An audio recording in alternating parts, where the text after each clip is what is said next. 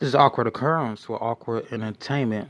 So we're going to get into the new GMA Cassie Laundrie interview.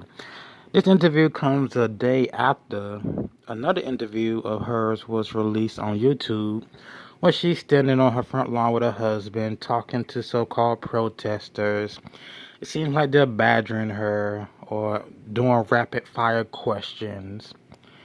And she answers them to the best of her ability. But this is exactly a day after that interview was released. This one here. Now, they don't tell us when these interviews were recorded. So I don't know if she did GMA 5 days ago and she did this long interview 6 days ago. And I just say that because it's kind of suspicious. You get 2 interviews from Cassie Laundrie back to back like this. But hey, let's get into this video. Now, Eureka. Why do I have Eureka up here? That is the motto of California. I have found it. That's what it means. Also, the state seal contains Eureka. And the reason I bring these 2 pictures up here is because I theorize Mr. Laundrie is in California, particularly in Jedediah Redwood Park. But let's continue this video, and I will commentate throughout. Good morning, Michael. We have learned so much more about this case in the week since we last heard from Cassie Laundrie. It turns out she was also on that family camping trip that Brian took with his parents after he returned home without Gabby Petito. Cassie insists she still doesn't know where her brother is. No, I do not know where Brian is. I'd turn him in. Overnight, Cassie Laundrie attempting to set the record straight, speaking out for the first time since Gabby Petito's body was found and her brother Brian was reported missing. Later named a person of interest in Petito's murder and wanted by the FBI in a fraud investigation. I really wish he had come to me first that day with the van, because I don't think we'd be here. I worry about him. I hope he's okay, and then I'm angry and I don't know what to think. I would tell my brother to just come forward and get us out of this horrible mess. And now detailing the last time she saw her brother. Now, the only mess she's in is protesters outside her door, which they said they will leave, but her and her parents really aren't in any mess. They haven't been arrested. They aren't connected to the disappearance of Gabby Petito or hiding Brian Laundrie. No matter the narrative mainstream media wants to put out to the people. And people jump on that narrative so much. Oh, the parents are hiding something. They know where he is. Well, they're still free, going about their day. Let's continue. Last time I physically saw it, and the last time I physically spoke to my brother was on the 6th. I've tried to get in touch with him. Phone went to voicemail. Cassie sharing this photo exclusively with ABC News, showing Brian and his 5-year-old nephew camping at Fort DeSoto Park with their parents 5 days before Gabby was reported missing. We just went for a couple of hours and we ate dinner and had s'mores around the campfire and left. And there was nothing peculiar about it. There was no feeling of grand goodbye. There was nothing. I'm frustrated that in hindsight I didn't pick up on anything. It was just a regular visit. Okay, she didn't pick up on anything, but where was Gabby Petito? She went camping with them for about 6 hours, s'mores, had dinner. But she never thought to ask, like, where's your girlfriend, your ex-fiancé? And Gabby Petito is his ex-fiancé because they broke off their marriage. But you didn't ask, like, where's Gabby at? You know, your guy's been dating for 2.5 years. You didn't think to ask nothing? Nothing? Okay. So that's another inconsistency in this script, this story. Leaving out details. Let's continue. By the time Gabby was found 13 days later, Brian had already vanished. The day Cassie learned of his disappearance, she says she immediately told investigators about that camping trip. It was not hidden from law enforcement. I've been cooperating with the police since day one. I've been in touch with law enforcement. And now she's calling on her parents to do the same. Justice for Gabby would look like having someone come forward and tell the truth. I don't know if my parents are involved. I think if they are, then they should come clean. Cassie says her brother has taken multiple trips for up to 5 days at a And again, the parents have come forward with their attorney making statements for them. You got some wild protesters out there who want the parents to come outside on the lawn, just like Miss Cassie Laundrie did. They want them to come out on the lawn and give a statement. But they already gave a statement. These parents aren't gonna go searching for no missing person, even though Gabby Petito has already been found. But they're 70-some years old. They're not going out there searching for nobody. They're not going out there searching for Brian Laundrie, their son. Again, I don't believe they know where he is, and he has misled them in some instances. But let's continue. time on the Appalachian Trail where multiple tips have been reported, and over the weekend, a possible sighting was reported to investigators along the nearly 2,200-mile trail near the Tennessee-North Carolina border. Okay, Appalachian Trail extends into West Virginia from what I saw. And this guy, Dennis Davis, saw Mr. Laundrie September 25th of last Saturday. It's been over a week. Now, the news reported sighting of Brian Laundrie in Appalachian State, or Appalachian Trail. This was last week, but they never said who the tip came from, and they never said what details the tip contained until a couple of days ago. So if you go back last week, beginning of last week, you will see a possible sighting Brian Laundrie Appalachian Trail, but it doesn't give any details. We had to wait a whole week to get details of that tip. On September 25th, he was spotted. Well, the tip came in September 25th. Now, he can be long. He's long gone. He's long gone from Appalachian Trail. Let's continue. Sure about what he looked like, and then I went and parked and pulled up the photographs of him, and I'm 99.99% sure that was him. He was driving a white truck, Mr. Laundrie. Went on directions to California through the back roads and not the highway. Police have said they're factoring in Brian's reported skills living off the grid in their search for him, but Cassie says it's unusual for him to be gone for this long. I'd say Brian's a mediocre survivalist. It wouldn't surprise me if he could last out there a very long time. But also, I don't think anything would surprise me at this point. If the FBI finds him in Timbuktu, I'd be like, all right, well, that's where he was. I've got nothing. I hope my brother is alive because I want answers just as much as everybody else. Is there something on your cheek here? Looks like... Again, she was with him and didn't ask, where's your girlfriend? Didn't bother to ask that at all. Now, this is getting into the body cam interview with Gabby Petito. Now, this interview, she has the mindset of an 8-year-old. Her emotional state is just somewhat annoying to me. How she whines and cries in the back of that van. Just not the best acting on her part either. Let's just continue. Did you get hit in the face? Well, to be honest, I definitely hit him first. Did he hit you though? I mean, it's okay if you're saying you hit him, and then I understand if he hit you, but we want to know the truth if he actually hit you. Well, he grabbed me, with his nail. She says the body cam video from the Moab, Utah police encounter is hard to watch. It's definitely painful to see. It was hard to watch, painful to see to my ears, yo. Painful to see to my ears. Oh my gosh. Let's continue.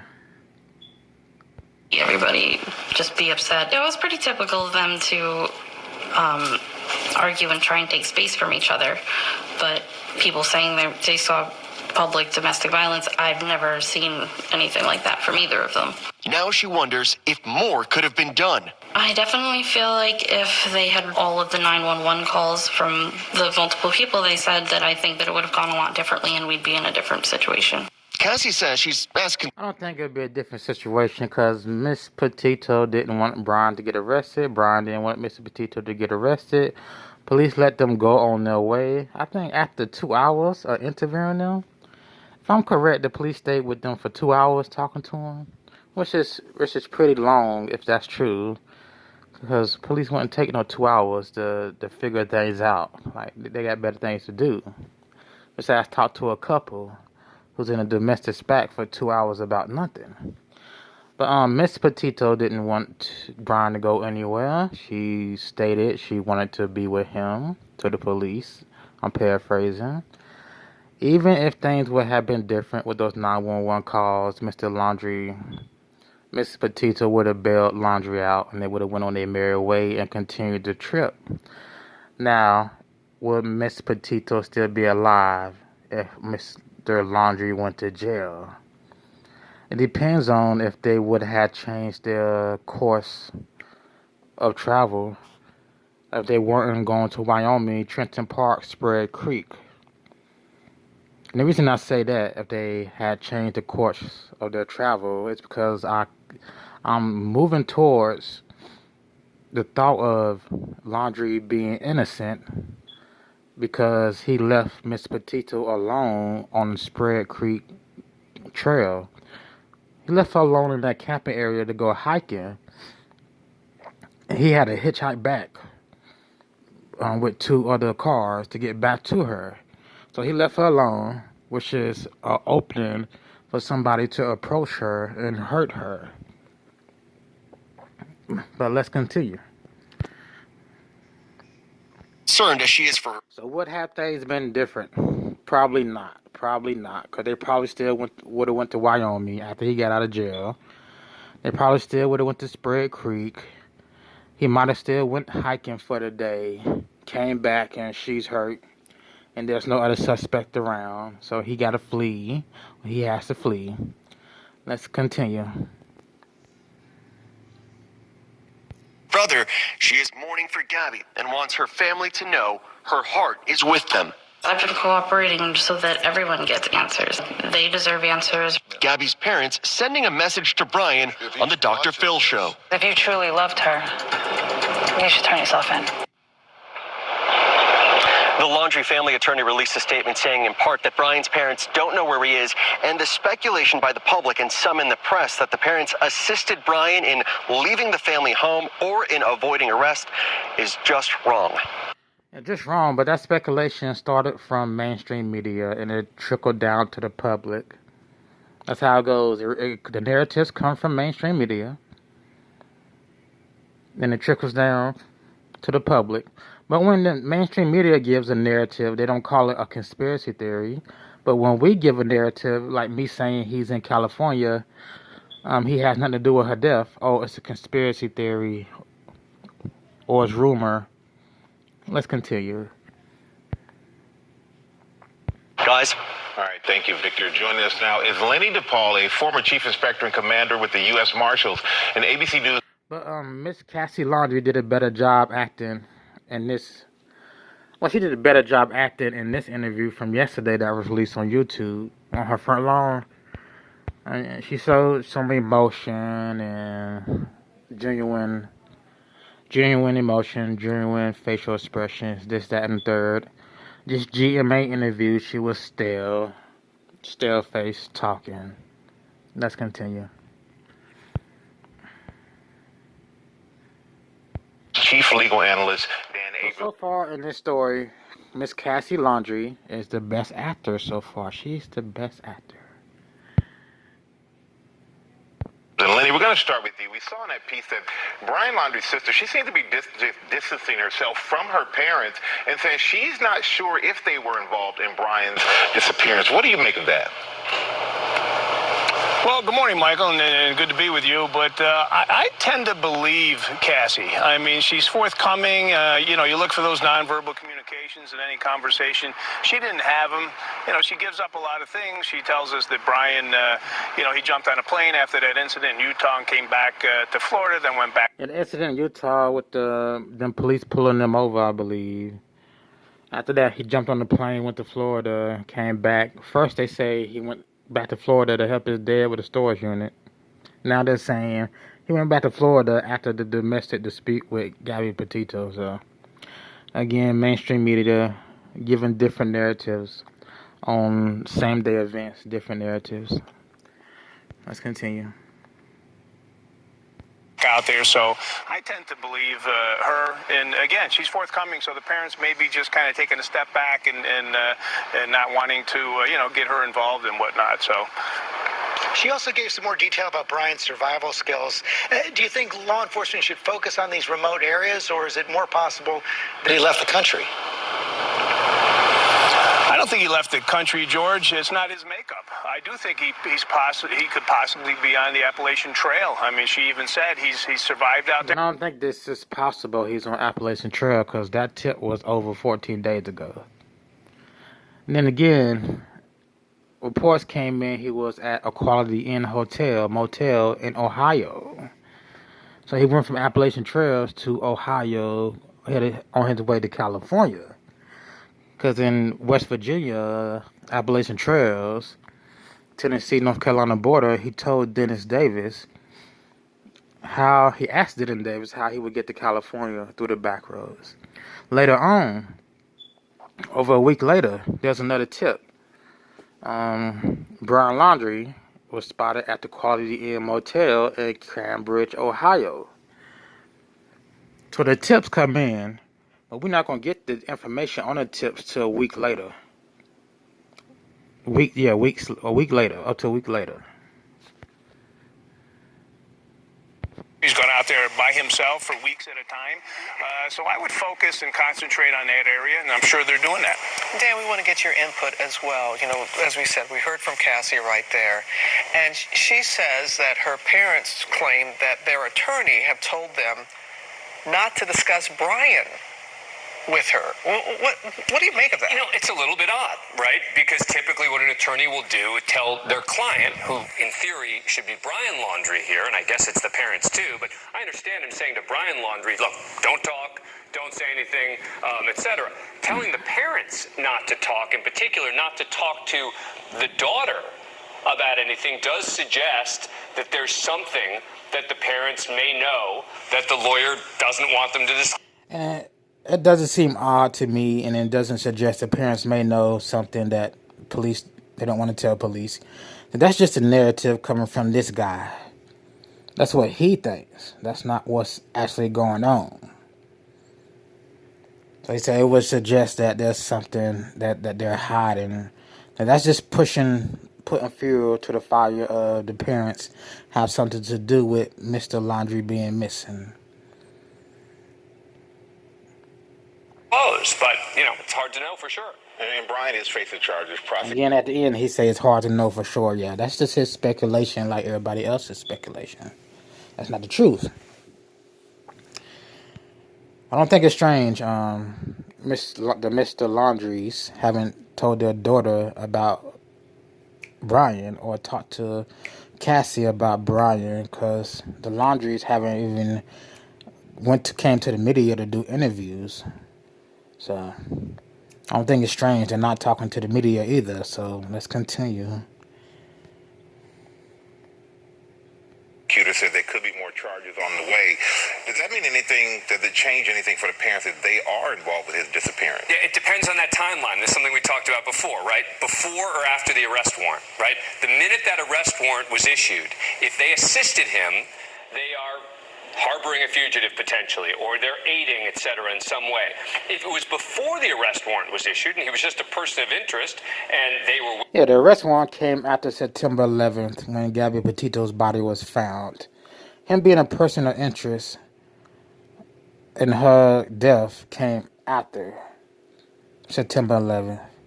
Him being a person of interest in her disappearance by the police came after September 11th. He went missing September 14th. The warrant came out sometime in between 11th and the 14th for credit card fraud charges, which it was just him purchasing stuff with his girlfriend's card. So let's continue. With him, for example, as long as they didn't specifically lie to the authorities and send them on some wild goose chase, then they're probably not legally responsible. And I think that may be the key with regard to Cassie, too, is the parents may know something in that period before he'd had an arrest warrant, which they don't want to disclose. And Lenny, Cassie is... Again, that's his narrative. The parents may have known something before that period, before the arrest warrant. Again, the parents didn't know anything because they're not in jail. Mr. Laundrie could have misled them the entire time because he came back without Gabby Petito, and no one questioned where Gabby was. As far as we know, no one questioned. I mean, Cassie Laundrie didn't question where Gabby Petito was. She went camping with him. Like, she saw him without Gabby. So Mr. Laundrie had to have told his sister and parents that Gabby Petito is still on the trip.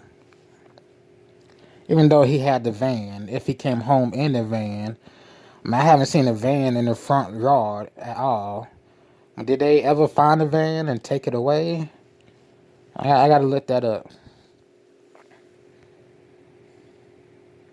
Asking Brian to come forward. Gabby's parents are asking Brian to come forward as well. Does that make any difference?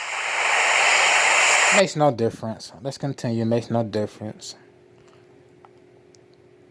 It does, George, if they can get the message to him. I mean, he's laying low. He's off the grid. He's definitely not communicating as far as I know. So, and he's scared. He's certainly sleeping with one eye open. So, yeah, if he gets that message, he may very well turn himself. No, how does it? He doesn't say how does that make any difference. It doesn't. But he's on the run, George. And you know what I always say, you can run, but you can't hide. And when you run, you only go to jail tired. All right. That was the end of that. That terribleness.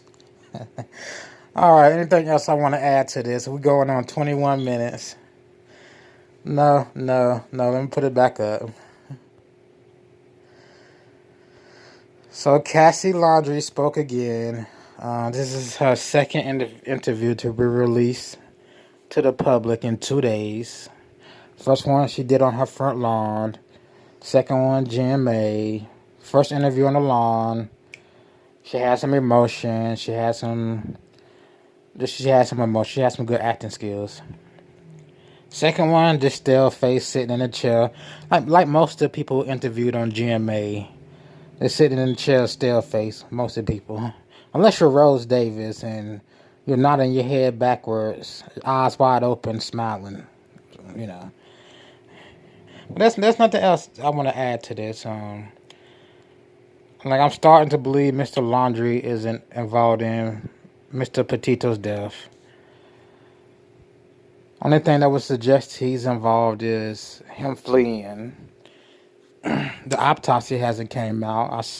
I speculate that she was strangled. Police have no evidence he committed a crime, a murder against his girlfriend, or that would have been, them charges would have been out already.